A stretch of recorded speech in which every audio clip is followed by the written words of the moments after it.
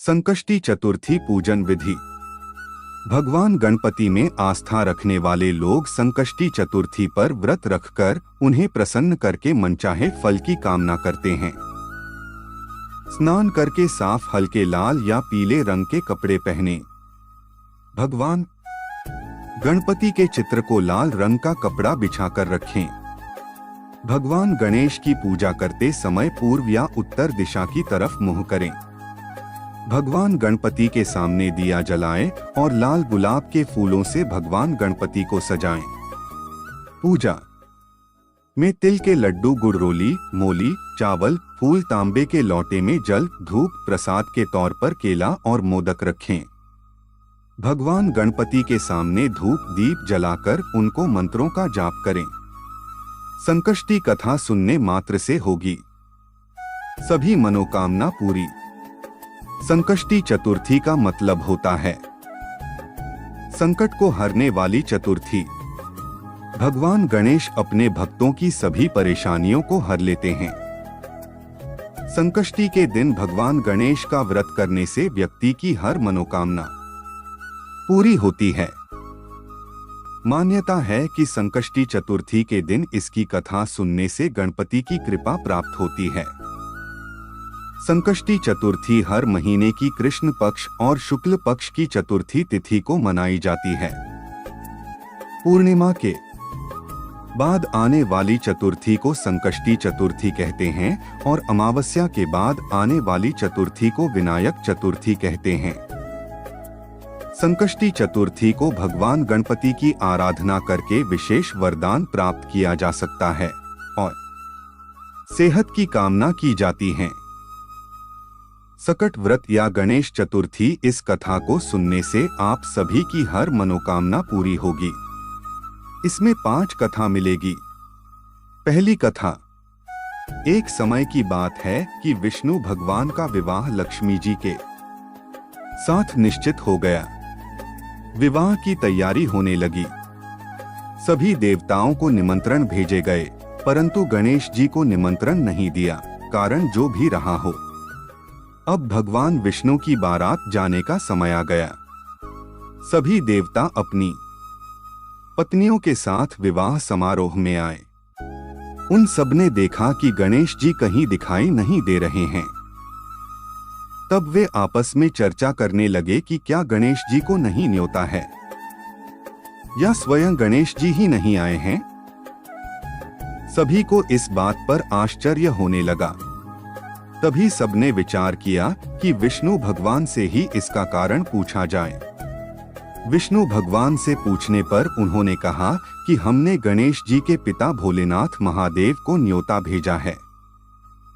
यदि गणेश जी अपने पिता के साथ आना चाहते तो आ जाते, अलग से न्योता देने की कोई आवश्यकता भी नहीं थी।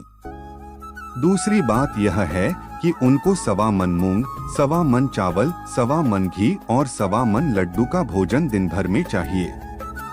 यदि गणेश जी नहीं आएंगे तो कोई बात नहीं।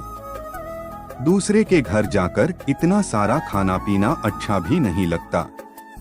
इतनी वार्ता कर ही रहे थे कि किसी एक ने सुझाव दिया, यदि गणेश जी आ भी जाएं तो उनको द्वारपाल बनाकर बैठा देंगे कि आप घर की याद रखना। आप तो चूहे पर बैठकर धीरे धीरे चलोगे तो बारात से बहुत पीछे रह जाओगे। यह सुझाव भी सबको पसंद आ गया, तो विष्णु भगवान ने भी अपनी सहमति दे दी। होना क्या था कि इतने में गणेश जी वहां पहुंचे और उन्हें समझा बुझाकर घर की रखवाली करने बैठा दिया। बारात चल दी। तब नारद जी ने देखा कि गणेश जी तो दरवाजे पर ही बैठे हुए हैं, तो वे गणेश जी के पास गए और रुकने का कारण पूछा। गणेश जी कहने लगे कि विष्णु भगवान ने मेरा बहुत अपमान किया है। नारद जी ने कहा कि आप अपनी मूषक सेना को आगे भेज दें, तो वह रास्ता खोद देगी जिससे उनके वाहन धरती में धंस जाएंगे। तब आपको सम्मान पूर्वक बुलाना पड़ेगा। अब तो गणेश जी ने अपनी मूषक सेना जल्दी से आगे भेज दी और सेना ने जमीन पोली कर दी। जब बारात वहां से निकली तो रथों के पहिए धरती में धंस गए। लाख कोशिश करें परंतु पहिए नहीं निकले। सभी ने अपने अपने उपाय किए परंतु पहिए तो नहीं निकले बल्कि जगह जगह से टूट गए। किसी की समझ में नहीं आ रहा था कि अब क्या किया जाए। तब तो नारद जी ने कहा, आप लोगों ने गणेश जी का अपमान करके अच्छा नहीं किया। यदि उन्हें मना कर लाया जाए तो आपका कार्य सिद्ध हो सकता है और यह संकट टल सकता है। शंकर भगवान ने अपने दूत नंदी को भेजा और वे गणेश जी को लेकर आए। गणेश जी का आदर सम्मान के साथ पूजन किया। तब कहीं रथ के पहिए निकले। अब रथ के पहिए निकल तो गए परंतु वे टूट फूट गए तो उन्हें सुधारे कौन। पास के खेत में एक लोहार काम कर रहा था, उसे बुलाया गया। लोहार अपना कार्य करने के पहले श्री गणेशाय नमः कहकर गणेश जी की वंदना मन ही मन करने लगा। देखते ही देखते लोहार ने सभी पहियों को ठीक कर दिया। तब लोहार कहने लगा कि हे देवताओं, आपने सर्वप्रथम गणेश जी को नहीं मनाया होगा और न ही उनकी पूजन की होगी, इसीलिए तो आपके साथ यह संकट आया है। हम तो मूर्ख अज्ञानी हैं, फिर भी पहले गणेश जी को पूजते हैं, उनका ध्यान करते हैं। आप लोग तो देवतागण हैं, फिर भी आप गणेश जी को कैसे भूल गए।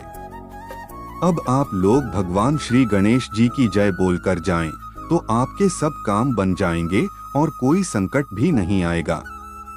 ऐसा कहते हुए बारात वहां से चल दी और विष्णु भगवान का लक्ष्मी जी के साथ विवाह संपन्न करा के सभी सकुशल घर लौट आए। हे गणेश जी महाराज, आपने विष्णु भगवान के जैसे कार्य पूर्ण किए, वैसे ही हम सबके कार्य सिद्ध करिए। बोलो गजानन भगवान की जय। दूसरी कथा पौराणिक एवं प्रचलित श्री गणेश कथा के अनुसार एक बार देवता कई विपदाओं में घिरे थे। तब वह मदद मांगने भगवान शिव के पास आए।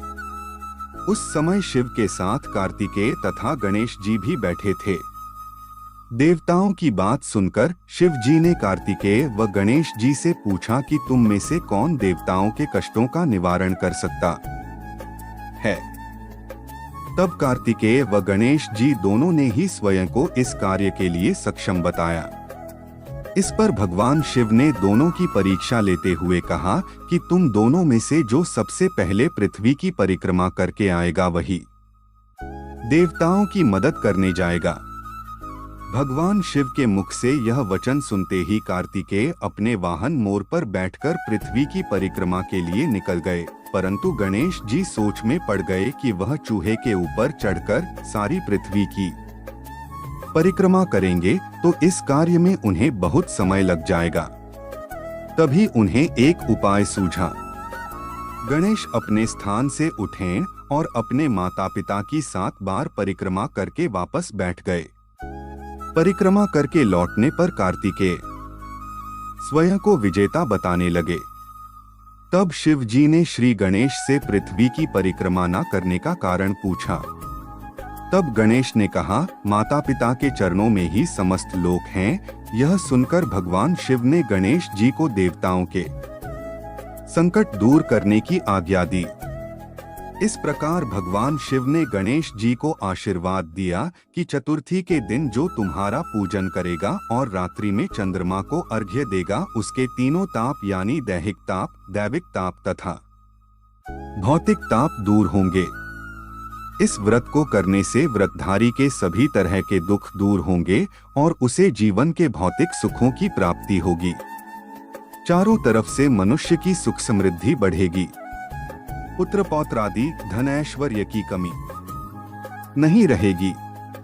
तीसरी कथा एक समय की बात है। राजा हरिश्चंद्र के राज्य में एक कुम्हार था। वह मिट्टी के बर्तन बनाता, लेकिन वे कच्चे रह जाते थे। एक पुजारी की सलाह पर उसने इस समस्या को दूर करने के लिए एक छोटे बालक को मिट्टी के बर्तनों के साथ आवा में डाल दिया। उस दिन संकष्टी चतुर्थी का दिन था। उस बच्चे की मां अपने बेटे के लिए परेशान थी। उसने गणेश जी से बेटे की कुशलता की प्रार्थना की। दूसरे दिन जब कुम्हार ने सुबह उठकर देखा तो आवा में उसके बर्तन तो पक गए थे, लेकिन बच्चे का बाल बांका भी नहीं हुआ था। वह डर गया और राजा के दरबार में जाकर सारी घटना बताई। इसके बाद राजा ने उस बच्चे और उसकी मां को बुलवाया तो मां ने सभी तरह के विघ्न को दूर करने वाली संकष्टी चतुर्थी का वर्णन किया। इस घटना के बाद से महिलाएं संतान और परिवार के सौभाग्य के लिए संकट चौथ का व्रत करने लगी। चौथी कथा पौराणिक कथा के अनुसार एक बार भगवान शिव तथा माता पार्वती नर्मदा नदी के किनारे बैठे थे। वहां माता पार्वती ने भगवान शिव से समय व्यतीत करने के लिए चौपड़ खेलने को कहा। शिव चौपड़ खेलने के लिए तैयार हो गए, परंतु इस खेल में हार जीत का फैसला कौन करेगा, यह प्रश्न उनके समक्ष उठा तो भगवान शिव ने कुछ तिनके एकत्रित कर उसका एक पुतला बनाकर उसकी प्राण प्रतिष्ठा कर दी और पुतले से कहा, बेटा, हम चौपड़ खेलना चाहते हैं, परंतु हमारी हार जीत का फैसला करने वाला कोई नहीं है, इसीलिए तुम बताना कि हम दोनों में से कौन हारा और कौन जीता। उसके बाद भगवान शिव और माता पार्वती का चौपड़ खेल शुरू हो गया। यह खेल 3 बार खेला गया और संयोग से तीनों बार माता पार्वती ही जीत गईं। खेल समाप्त होने के बाद बालक से हार जीत का फैसला करने के लिए कहा गया, तो उस बालक ने महादेव को विजयी बताया। यह सुनकर माता पार्वती क्रोधित हो गईं और क्रोध में उन्होंने बालक को लंगड़ा होने, कीचड़ में पड़े रहने का श्राप दे दिया।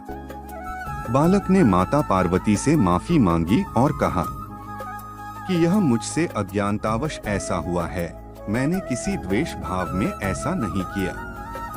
बालक द्वारा क्षमा मांगने पर माता ने कहा, यहाँ गणेश पूजन के लिए नाग कन्याएं आएंगी, उनके कहे अनुसार तुम गणेश व्रत करो, ऐसा करने से तुम मुझे प्राप्त करोगे।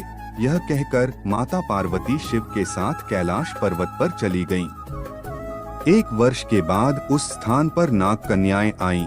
तब नाग कन्याओं से श्री गणेश के व्रत की विधि मालूम करने पर उस बालक ने 21 दिन लगातार गणेश जी का व्रत किया। उसकी श्रद्धा से गणेश जी प्रसन्न हुए। उन्होंने बालक को मनोवांछित फल मांगने के लिए कहा। उस पर उस बालक ने कहा, हे विनायक, मुझ में इतनी शक्ति दीजिए कि मैं अपने पैरों से चलकर अपने माता पिता के साथ कैलाश पर्वत पर पहुंच सकूं और वे यह देख प्रसन्न हों।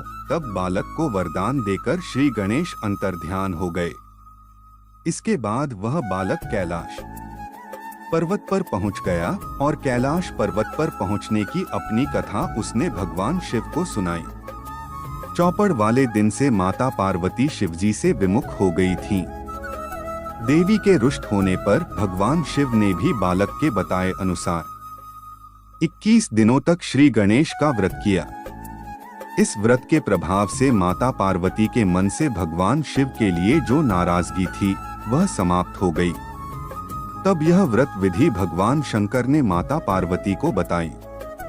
यह सुनकर माता पार्वती के मन में भी अपने पुत्र कार्तिकेय से मिलने की इच्छा जागृत हुई। तब माता पार्वती ने भी 21 दिन तक श्री गणेश का व्रत किया तथा दूर्वा, फूल और लड्डुओं से गणेश जी का पूजन अर्चन किया। व्रत के 21वें दिन कार्तिकेय स्वयं माता पार्वती जी से आ मिले। उस दिन से श्री गणेश चतुर्थी का यह व्रत समस्त मनोकामनाओं की पूर्ति करने वाला व्रत माना जाता है। इस व्रत को करने से मनुष्य के सारे कष्ट दूर होकर मनुष्य को समस्त सुख सुविधाएं प्राप्त होती हैं।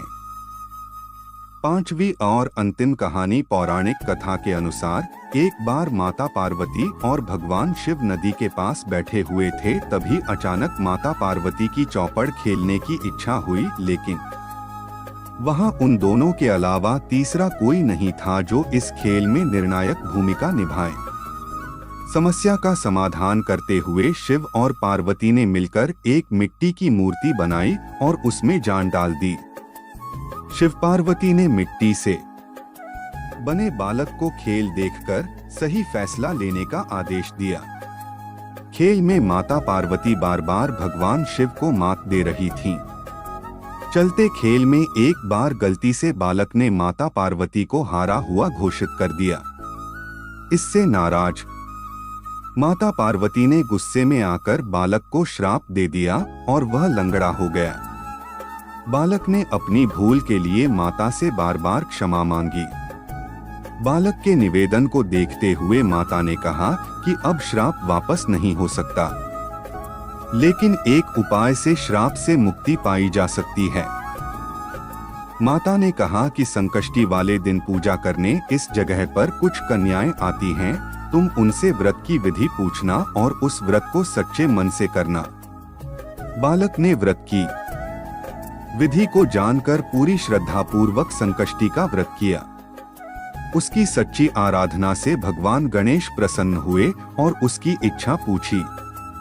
बालक ने माता पार्वती और भगवान शिव के पास जाने की अपनी इच्छा जताई। भगवान गणेश ने उस बालक को शिवलोक पहुंचा दिया, लेकिन जब वह पहुंचा तो वहां उसे केवल भगवान शिव ही मिले। माता पार्वती भगवान शिव से नाराज होकर कैलाश छोड़कर चली गई होती हैं। जब शिव ने उस बच्चे को पूछा कि तुम यहाँ कैसे आए, तो उसने उन्हें बताया कि गणेश की पूजा से उसे यह वरदान प्राप्त हुआ है।